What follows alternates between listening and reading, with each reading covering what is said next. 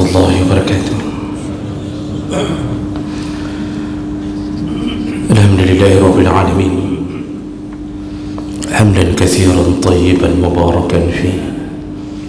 أشهد أن لا إله إلا الله وحده لا شريك له وأشهد أن محمدا عبده ورسوله الكريم. اللهم صل وسلم على نبينا المصطفى محمد وعلى آله وأصحابه أجمعين. أما بعد، رب اشرح لي صدري ويسر لي أمري واحلل عقدة من لساني يفقهوا قولي. Segala puji bagi Allah, kemudian salawat dan salam pada Rasulullah, pada keluarga dan seluruh sahabat-sahabatnya, bapak-bapak dan ibu-ibu jemaah salat subuh yang Allah muliakan insyaAllah. Di pertemuan kita yang sebelumnya kita sudah membahas tentang besarnya dosa bagi pelaku homoseksual atau lesbianism, atau lebih dikenal dengan LGBT. Dan ini adalah salah satu dosa yang dimulai oleh kaumnya Nabi Lut alaihi salam. Baik, kita lanjutkan.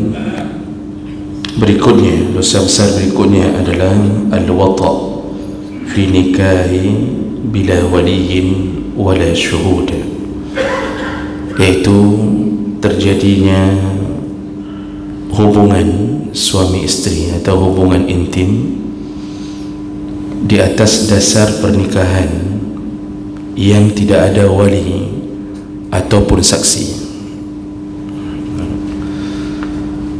Nah, fenomena ini yaitu fenomena orang-orang yang menikah atau dinikahkan oleh orang-orang yang bukan walinya dan tanpa seizin walinya, dan bukan wali hakim yang menjadi utusan resmi negara. Ini menjadi hukum yang dipermainkan oleh para remaja yang menginginkan pernikahan, lalu mereka mencari orang yang mereka anggap bisa menikahkan mereka di satu tempat. Contohnya pergi ke perbatasan. Kalau di Malaysia itu mereka akan menuju ke Thailand. Di Thailand itu ada satu tempat itu menyediakan jasa untuk menikahkan orang. Jadi tidak ada wali, dan saksi pun kadang-kadang tidak ada. Lalu hasilnya, orang yang dinikahkan oleh orang yang bukan wali hakim, bukan KUA yang resmi,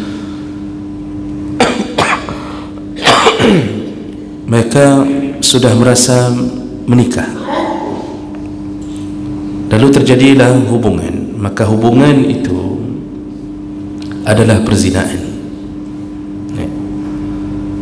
Mereka tidak pernah merasa berzina, padahal mereka berzina. Jadi model-model kahwin lari, lalu cari orang yang bisa menikahkan mereka, itu semuanya adalah perzinaan. Atau ada orang yang menikah dengan cara mut'ah atau nikah kontrak,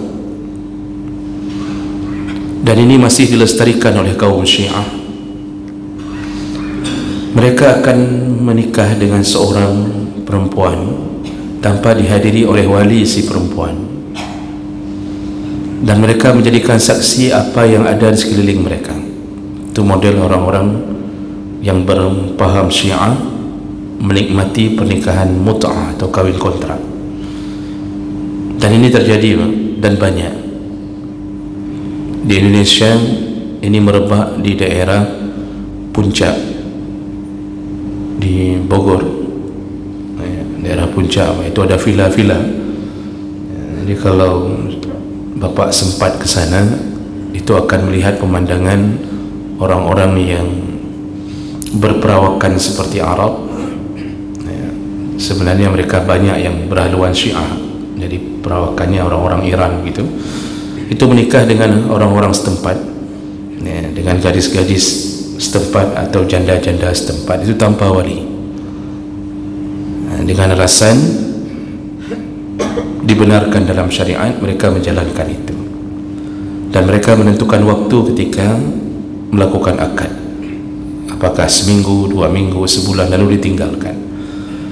Maka dalam hukum yang disepakati oleh jumhur ulama, ini termasuk nikah tanpa wali, yang semua hubungan yang terjadi setelah itu adalah zina. Makanya haram seseorang mencari-cari celah untuk menikah tanpa ada wali yang menikahkan mereka, atau yang diwakilahkan oleh wali, atau dengan wali hakim. Selain daripada itu, maka mereka telah jatuh ke dalam dunia zina. Dan ini bukan nikah siri, jadi jangan salah faham. Nikah siri yang sering kita dengar itu bukan nikah tanpa wali. Nikah siri itu nikah lengkap semua peralatan, syarat dan rukun lengkap. Ada wali, ada saksi, ada mempelai, dan mereka menikah dalam keadaan siri. Siri itu dalam keadaan diam-diam, sembunyi-sembunyi. Pernikahannya sah, namun tidak tercatat oleh KUA, jadi tidak tercatat pada lembaga resmi. Dan efek hukumnya yang panjang. Tidak ada surat nikah, tidak bisa dikeluarkan akte. Nanti sampai urusan merembet pembuatan KTP si anak, pembuatan ini, pembuatan itu akan merembet semuanya, karena tidak ada bukti catatan bahawa telah terjadi pernikahan di KUA. Tapi secara hukum sah, dan itu tidak disebut dengan perzinaan. Dan nikah siri itu juga adalah permainannya para orang-orang yang kelebihan harta. Jadi daripada harus menceraikan suami isteri pertama, maka mereka mengambil jalan untuk nikah siri. Tapi begitulah efek hukum, iaitu tidak tercatat dan tidak diakui secara undang-undang negara. Jadi nikah tanpa wali bukanlah nikah siri. Nikah tanpa wali ini nikah yang benar-benar tidak ada perwalian yang terjadi. Dalam agama, dalam Islam, wali itu menjadi salah satu rujukan penting untuk menikahkan anak gadisnya. Kalau laki-laki bisa menikah sendiri, tanpa harus ada wali. Pemberitahuan orang tua pun itu hanya untuk mendapatkan redha, itu memberitahu orang tua. Jadi orang tua tahu mana calon menantunya, mana yang akan menjadi isteri daripada anaknya. Laki-laki bisa menikah tanpa wali. Makanya banyak laki-laki yang kadang-kadang ditugaskan ke satu tempat, tiba-tiba di sana setelah bertugas 6 bulan bertambah anggota keluarganya. Istrinya apakah wajib diberitahu? Tidak. Dalam hukum agama tidak ada kewajiban memberitahu isteri pertama bahawa kita telah menikah kali kedua, kecuali dalam undang-undang dunia, seperti dalam, sepanjang yang saya tahu, seperti dalam dunia militer, itu harus memberitahu isteri pertama. Itu pun kalau diizinkan dari isteri pertama, Allah alam. Tapi dalam undang agama tidak wajib. Laki boleh kahwin dimanapun, dikirim ke Papua, lalu kemudian dia menikah dengan orang Papua, terserah saja. Namun keadaan seperti itu akan membuat kacau balaunya keadaan rumah tangga. Begitu isteri tahu bahawa telah ada isteri yang kedua, itu akan menimbulkan keributan. Kalau kita tidak mampu menenangkannya, otomatis nanti berujung perceraian. Efek berikutnya, dalam hukum warisan, itu akan berefek, karena hukum waris harta dari suami itu milik semua isteri, bukan hanya milik isteri pertama. Ternyata ada isteri lain diam-diam, dan kalau dari isteri yang lain itu ada anak laki-laki, maka seluruh harta warisan itu menjadi asabah bagi anak laki-laki tersebut. Ternyata anak laki-laki itu tidak pernah diketahui oleh isteri yang pertama. Tiba-tiba di depan jenazah, ketika isteri pertama sedang menangisi mayat suaminya, ternyata ada orang lain yang datang menangisinya juga, menciumnya juga. Di situ baru ketahuan. Jadi hari kematian yang seharusnya hari duka, ya, jadi isteri merasa sedih dengan kematian suaminya, tiba-tiba disitulah terbongkar semuanya, karena ada 3 keluarga lain yang datang. Jadi berubah itu dari rasa penyesalan kenapa suaminya mati menjadi rasa bahagia, ya. Jadi bahagia sekali suaminya yang selingkuh ini atau yang menikah ini ternyata mati. Ini berefek juga kepada kehidupan yang kacau, dan ini terjadi Bapak Ibu yang Allah muliakan, terjadi sehingga timbulnya dosa-dosa yang baru, yaitu tidak mau dibagi warisan kepada isteri kedua dan anak-anaknya, karena dianggap tidak pernah ada dan tidak pernah diceritakan oleh suaminya. Lalu timbullah lagi permasalahan, harus ada saksi, mana saksi pernikahan, padahal semuanya dinikahi sirri. Jadi jemaah maka Allah, hati-hati bermain-main dengan urusan ini, ya. Kalau seorang terjadi kalau seseorang telah melakukannya, maka wajib diperbaharui nikahnya, ya. Orang yang melakukan pernikahan tanpa wali, maka dia berzina, ya, dalam kurun beberapa tahun. Kalau dia kemudian taubat, maka wajib diperbaharui, atau ada wali yang mengetahuinya, maka wajib memperbaharui akad nikahnya. Yang dosa tetap dosa, bisa dihapuskan dengan taubatan nasuha. Yang anak-anak yang lahir dari pernikahan tanpa wali adalah anak zina, ya, mereka adalah anak zina, ya, jadi nasab mereka hanya dinasbahkan kepada ibunya, tidak dapat warisan dari ayahnya, hanya dapat warisan dari ibunya, ya.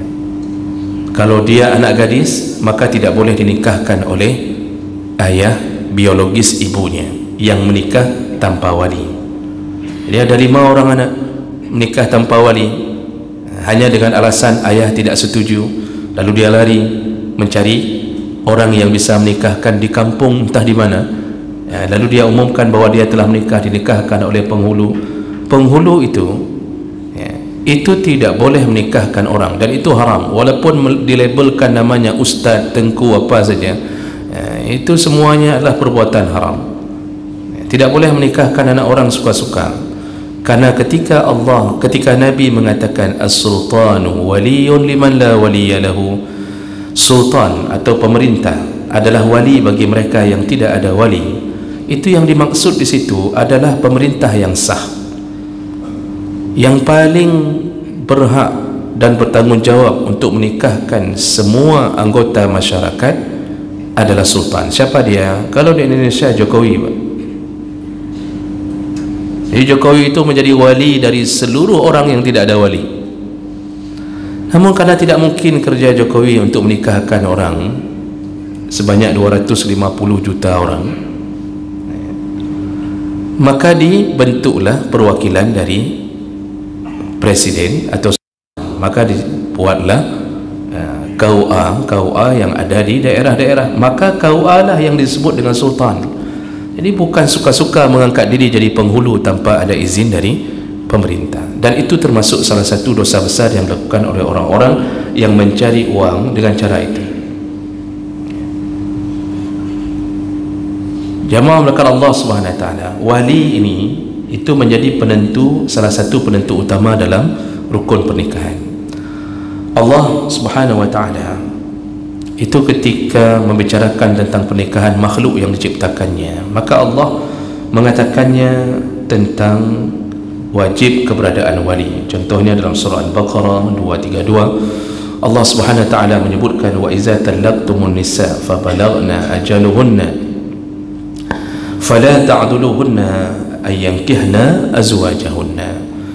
Kata Allah, apabila kamu menceraikan istrimu lalu masa iddahnya telah habis, maka wahai para wali, kata Allah.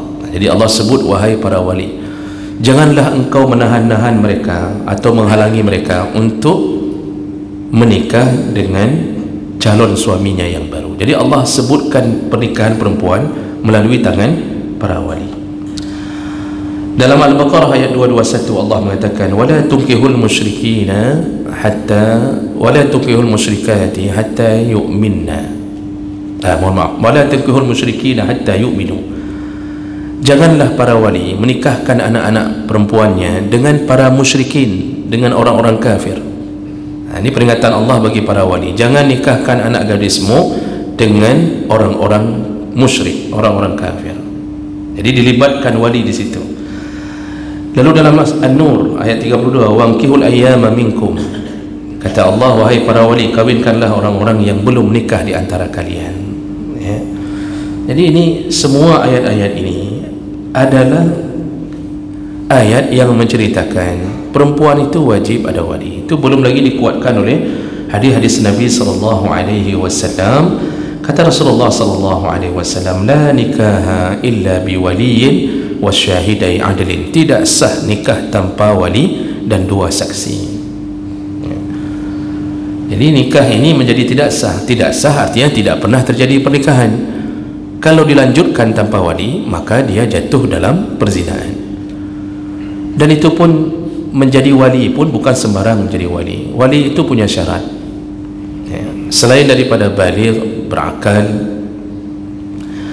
wali itu punya syarat, tidak boleh fasik, harus adil. Adil lawannya fasik, artinya tidak boleh orang yang ahli maksiat, suka melakukan dosa besar, pernah melakukan dosa besar belum taubat, lalu kemudian terbiasa dengan dosa-dosa kecil. Makanya ada orang-orang yang hari ini tidak salat, punya anak perempuan, maka anak perempuannya itu tidak sah dinikahkan oleh ayahnya yang tidak salat. Sudah tidak salat, sering main game judi online, kredit di bank konvensional tidak habis-habisnya, hari-hari pakai celana pendek, ambil galon air galon pun celana pendek, main futsal celana pendek, maka mereka tidak boleh menikahkan anak perempuannya, dianggap fasik. Jadi kalau begitu bagaimana? Kalau dia mau wakilahkan kepada siapa yang dia suka. Boleh ke adiknya, boleh ke ayah atau kakek daripada gadis ini, atau dia wakilahkan kepada sultan, kepada KUA, tergantung perwakilan siapa yang dia wakilahkan. Yang dia tidak sah untuk menikahkan. Jadi buruknya seorang wali yang fasik, buruknya seorang wali yang fasik. Jadi kefasikan itu membuat Allah tidak rida bahawa syariat Allah melalui tangannya. Dan itu berlaku pada semua perkara. Jemaah melakukan Allah. Seorang muazzin itu kalau baca hukum fikih tidak boleh menjadi muazzin orang yang fasik. Jadi kadang-kadang kita hanya mengandalkan suara yang indah, padahal muazzin itu di luar, bagaimana perilakunya sungguh melawan syariat. Lalu kita menganggap hana pupu, tidak masalah, suaranya bagus, untuk azan bagus sekali, padahal ahli maksiat, tukang tipu orang, hutang tak bayar di mana-mana. Ini wajib dipecat, tidak boleh dijadikan muazzin. Imam juga begitu, tidak boleh imam itu fasik, tidak boleh.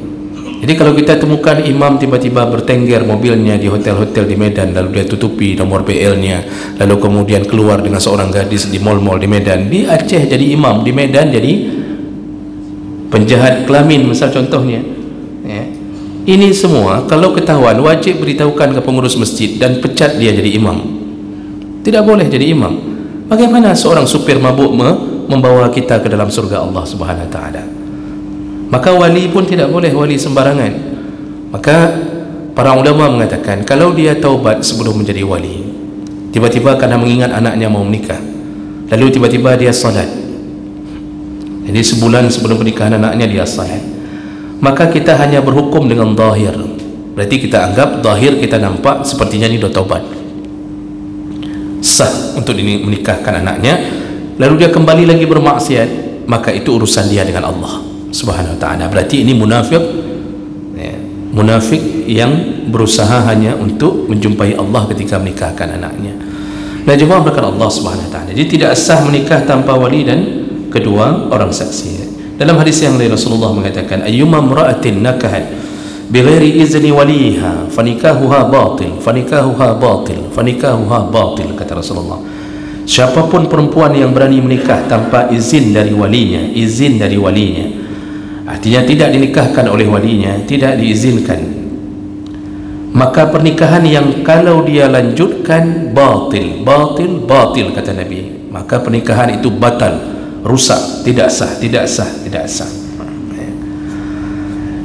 Jadi banyak hadis, sehingga ada hadis yang terakhir yang kita baca, kata Rasulullah, la tuzawwijul mar'ah al-mar'ah, tidak boleh seorang perempuan menikahkan perempuan yang lain, tidak boleh perempuan menjadi wali.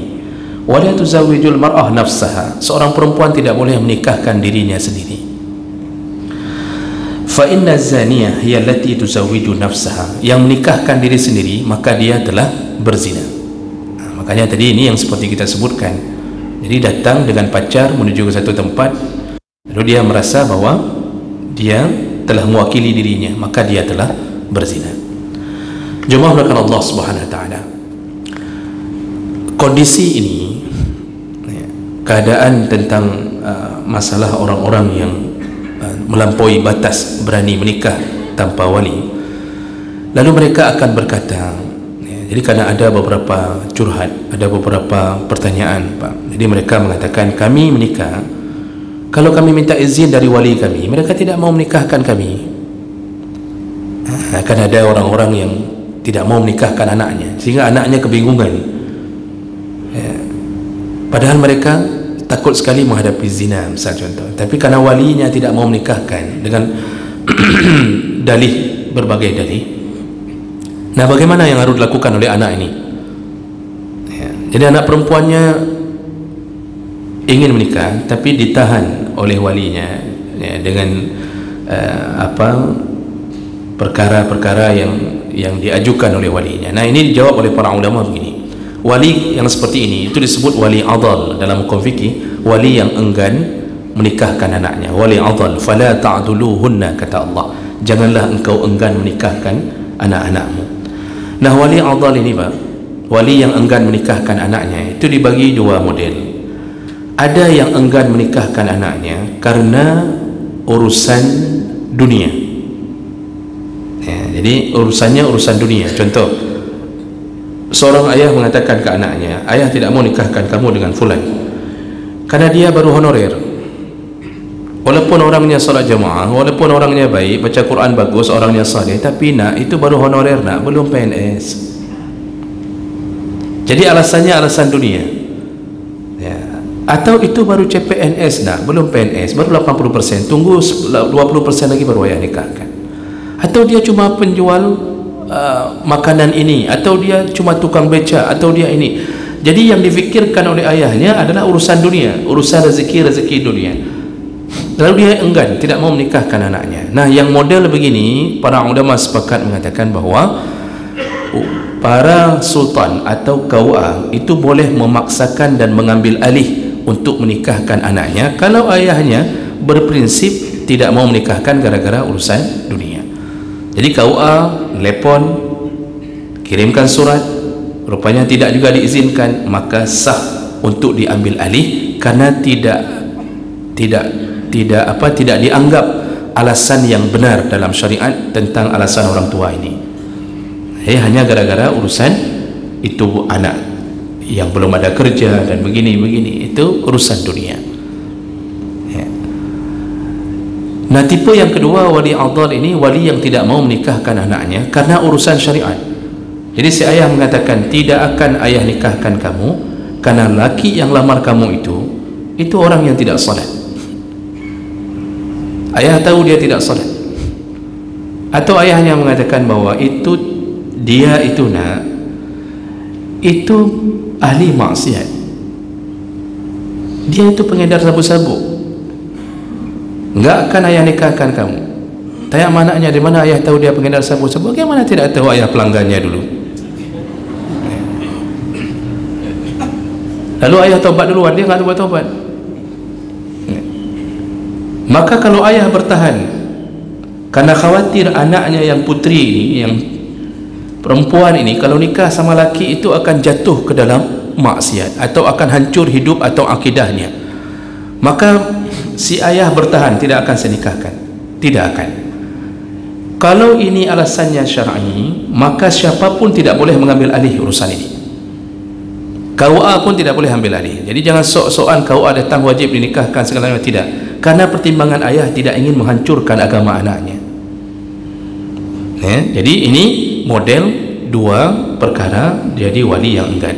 Kalau seandainya urusan dunia, lepaskanlah anak kita, karena pernikahan adalah pembuka pintu rezeki. Jangan khawatir, kita dulu juga menikah miskin-miskin, Pak. Sekarang saja kita yang sudah wajah-wajah bersih sedikit minum air aqua, itu kan setelah 20 tahun menikah baru begitu. Dulu kan air paren, kemudian kita turun ke sawah, lalu kemudian susahnya cari rezeki. Maka jangan khawatir, karena Nabi telah janji 3 orang yang dibuka pintu rezeki dan Allah akan sayang kepadanya, yaitu salah satunya an-nakih yuridul afaf, orang yang menikah karena khawatir takut jatuh dalam zina atau maksiat, maka Allah akan buka pintu rezeki. Ya, cuma sabarlah, ya, sabarlah dulu, ya, jadilah penjual pulsa dulu sedikit-sedikit, lalu kemudian buat ini, nanti dibuka oleh Allah Subhanahu Wa Taala. Maka oleh kerana itu jemaah melakukan Allah, berhati-hatilah anak kita yang dalam pergaulan bebas tiba-tiba pulang sudah menikah. Maka perlu ditanamkan sejak dini tentang keharaman perbuatan itu. Subhanakallahumma bihamdik, asyhadu an la ilaha illa anta, astaghfiruka wa atubu ilaik. Wassalamualaikum warahmatullahi wabarakatuh.